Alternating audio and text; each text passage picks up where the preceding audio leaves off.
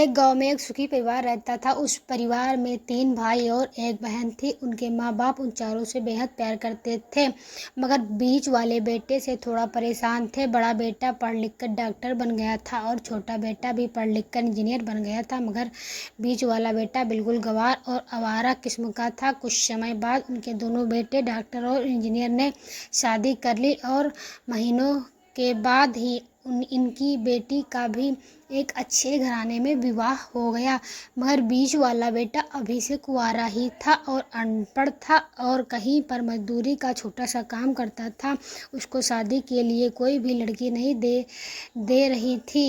मिल रही थी। उससे माँ बाप उससे बहुत परेशान हो चुके थे।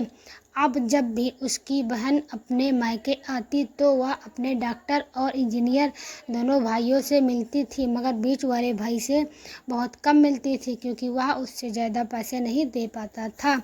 लेकिन फिर भी वह अपनी बहन से बहुत अधिक प्यार करता था। कुछ समय बाद उनके पिताजी की बीच वाले बेटे की बिना शादी किए बिना ही मृत्यु हो गई। उनकी माँ ने सोचा कहीं अब किसी के मुंह से बंटवारे की बात निकले, इसलिए अपने ही गांव में एक सीधी सादी लड़की से मंझले बेटे की शादी करवा दी। शादी होते ही न जाने क्या हुआ, अनपढ़ बेटा मन लगाकर काम करने लगा और पहले से कहीं ज़्यादा मेहनत भी करने लगा।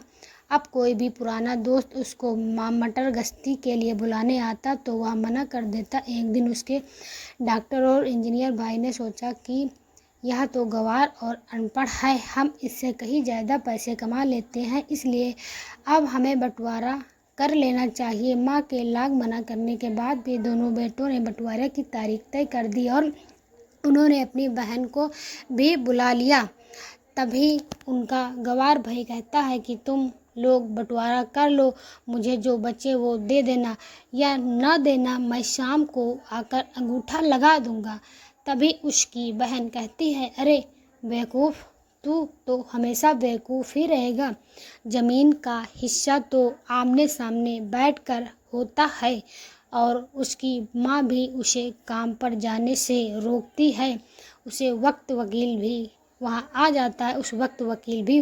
जाता है और कहता है कि आपका सारा हिस्सा मिलाकर 10 बीघा ज़मीन और 1 मकान है। अब यह बताओ किसको कितना हिस्सा देना है, मैं उसी हिसाब से कागज़ बनवा दूंगा। तब गंवार भाई कहता है, वकील साहब 5-5 बीघा ज़मीन हमारे दोनों भाइयों के नाम लिखा दो और यह हमारा घर है, मेरी प्यारी बहन के नाम कर दो। तब दोनों भाई पूछते हैं कि तू अपने हिस्से में क्या लेगा। गंवार भाई कहता है कि मेरे हिस्से में मेरी प्यारी माँ है। वह अपनी पत्नी की तरफ मुस्कुराते हुए कहता है, क्यों, क्या मैंने गलत कहा?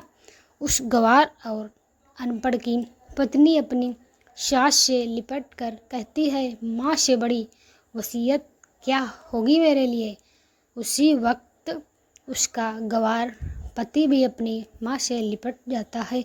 गंवार बेटे और बहू के प्यार ने ज़मीन जायदाद के बंटवारे को एक सन्नाटे में बदल दिया। तभी बहन अपने गंवार भाई के गले लगकर लिपट कर रोते हुए कहती है कि माफ़ कर दो भैया, मैं आपको सम्मान नहीं दे सकी। तभी उसका भाई कहता है, मेरी प्यारी बहन, इस घर में जितना अधिकार है हमारा है उतना ही तुम्हारा भी है। और रही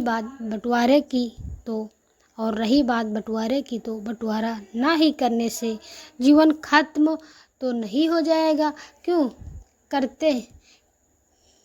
क्या करते हम बंटवारा, क्या हम एक साथ मिलकर नहीं रह सकते?